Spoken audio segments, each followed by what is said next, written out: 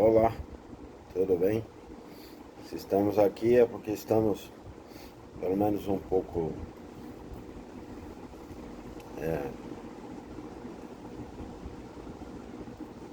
ainda satisfatórios, né? Apesar de toda a crise e de todos os problemas que todos nós temos enfrentado. O vídeo de hoje é um pouquinho mais curto, ainda o tema é a ciência na Carta Política de 88. Na verdade, é quase que um breve endosso ao vídeo original, ou anterior a esse, né? Esse aqui seria o segundo, sobre essa temática. E aí na semana que vem a gente produz mais conteúdo e de maneira um pouco mais aprofundada, explicitada, ok? Então, como sempre, seguindo aqui o meu roteirinho. Nosso ponto de partida é que toda a Constituição é política. E no nosso caso, quer dizer, essa é uma premissa, né? Não há Constituição que não seja política. Há, no sentido específico, inclusive, de que ela reflete um momento político, no sentido de ser compromissória, quer dizer, uma espécie de compromisso com a realidade política da sua época, mas sobretudo porque toda a Constituição tem por base, ainda que não seja só isso, mas tem por base orientar, contornar, controlar, discriminar, definir direitos e obrigações do próprio Estado. Então, obviamente, né? Quando eu digo do próprio Estado, estou pensando nos três poderes, né? E na própria administração pública, ou no sentido mais amplo do poder público. Então, nesse sentido, é óbvio que toda a Constituição é política. A nossa é um pouco diferente, porque além de ser política, no sentido de ser compromissória, como eu falei, ela também é uma carta política, né? Por N aspectos. E não dá para a gente abordar todos eles, ou pelo menos a maioria dos que sejam os principais, num único vídeo. Então, por isso que a gente vai recortando aos poucos. Então, como seria a composição dessa ciência na Carta Política de 1988? Aí começa o nosso roteiro. Como orientação geral, temos que ter presente que faremos uma subsunção às avessas, indo da norma constitucional à política, ou à sua ausência, no caso específico de 2020, quando a gente se debate em meio ao fascismo. Eu falei de uma subsunção às avessas, porque no caminho do Poder Judiciário, ou na interpretação, ou na própria aplicação do direito, a subsunção requer que os fatos sociais, os fatos concretos, sejam subsumidos à norma geral, que é uma norma abstrata, ok? Então é como se cada juiz, cada magistrado, digamos assim, e magistrada, quando aplicam o direito, fizesse essa subsunção, essa abstração, digamos assim, de um caso concreto a uma norma geral, que por sua vez também é abstrata. Então, nesse convite que eu estou fazendo agora, nós tentaremos pelo menos fazer um caminho inverso, que é da norma abstrata, só que no caso é a Constituição, para uma esfera política, pública e concreta, que é a da política maiúscula, como polis, né? Então, nesse sentido, a consciência social exige que se faça essa conversão, ou essa subsunção às avessas, como eu falei. Qual seja, da Constituição Federal de 88 à política, especialmente para que o fazer-se política tenha de fato um substrato jurídico e democrático, inclusivo, humanizador, socializador e daí por diante. Se vocês observarem as condições das penas, as condições gerais da pena, tal como são essas condições apresentadas no artigo 5º, todos terão essa clareza do que eu estou dizendo, né? Desse caráter socializador, humanizador, que a Constituição espera, inclusive, para o direito mais incisivo, mais bruto, digamos assim, que é o próprio direito penal.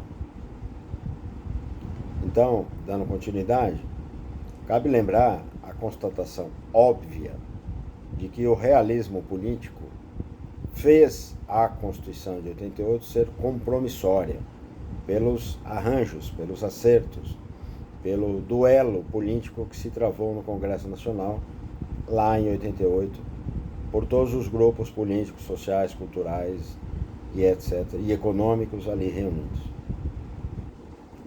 Ensejando assim muitos recortes de classe social que estão na formação social nacional e que, por sua vez, migraram para o próprio texto constitucional, como um reflexo jurídico dos grupos e das forças políticas atuantes àquela época. Daí algumas limitações e contradições da própria Constituição, como a gente poderá ver nas próximas discussões. Mas isso ocorre em qualquer Constituição, porque é um embate político. De todo modo, ainda temos de retomar a observação de que, não obstante manter-se muitos poderes de César ao Executivo, superpresidencialismo, presidencialismo de coalizão, que depois virou colisão, né? Sobretudo a partir de 2017, mas já desde o golpe de 2016, ou ainda poderes de uma espécie de Kaiser presidente, como se tinha na Constituição de Weimar de 1916.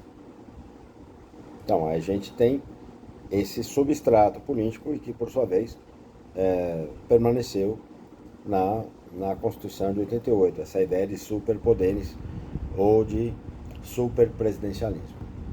Porém, mesmo assim, a Constituição é dirigente e esse é o tônus que deve ser guindado, que deve nos guiar na sua leitura e na sua defesa e na sua aplicação. Ok? Só um minutinho. Então, como se intui, trata-se de alguma migração da ciência política ao próprio conjunto da Constituição, como parte da ciência do direito. Nesta análise, conjugamos duas composições clássicas, e exatamente por serem clássicas e performativas do pensamento científico moderno, é que nós vamos nos utilizar como suporte a fim de entender o que é carta política atribuída à Constituição de 88. E quem são esses dois autores, ou essas duas bases clássicas? Aristóteles e Maquiavel. Frisando-se que a filosofia está na origem da ciência e da própria ciência política criada por Maquiavel. É de se lembrar que toda a fabricação humana, mais ainda uma Constituição, é resultado e reflexo do fazer-se política. Não existe Constituição desde as primeiras invenções constitucionais, digamos assim, na Grécia clássica, que não sejam atribuições políticas. Porém, sem eficácia ou astúcia, como diria Maquiavel, como inteligência constitucional e que seja constitutiva de uma força normativa, diria Hesse, por mais que seja um empuxo da política, da polis, a Constituição não frutificará se não houver manifestação clara e inequívoca do seu vigor ou da força política, que nós chamamos por fazer-se política. Portanto, sem veracidade, como diz Maquiavel, veritas effettuale, no latim antigo, ou no italiano antigo, como ocorrência do realismo político. Sem isso, não há força normativa, não há o que engate a Constituição a fim de ser guindada, defendida, garantida e promovida. Desse modo, essa narrativa nos conduz ao objeto positivo da Constituição de 88. Em algum momento, em vídeos futuros, nós veremos um pouco do objeto negativo da Constituição, que, em síntese, é a própria negação. Para efeito didático, diremos que é possível dividir em dois sentidos essa demonstração constitucional, sendo uma direta e uma diretiva. Pelo caminho mais direto, seguindo-se o próprio direito, no latim quer dizer directum, um caminho reto. Portanto, uma linha reta, o menor percurso entre dois pontos. Nós encontramos artigos que versam sobre a cultura, artigo 215 e 16, sobre a educação, 205, 206, 207, a ciência e a inovação, 218, o meio ambiente, 225, além da comunicação e da difusão, no artigo 220. O caminho constitucional, digamos mais diretivo, explicita uma Constituição com um melhor, maior e mais refinado referencial que caiba em uma carta política, mormente pela visão de mundo ampla e conectada com a inclusão, isonomia, equidade, democratização e caráter, no sentido de natureza político-jurídica. Tudo isto fortemente vinculado à emancipação. Foi desse modo que o jurista chamou a atenção à responsabilidade histórica e criminal, em face ao descumprimento, à desídia ou atentado contra a Constituição e ao processo civilizatório. Por fim, cabe relembrar que atentar contra a Constituição, contra o Estado de Direito, contra o Estado Democrático de Direito, contra o processo civilizatório, como previsto no artigo 5º da Constituição de 88, constitui crime hediondo, ou seja, um crime bárbaro. Tá bem? Obrigado, até a próxima.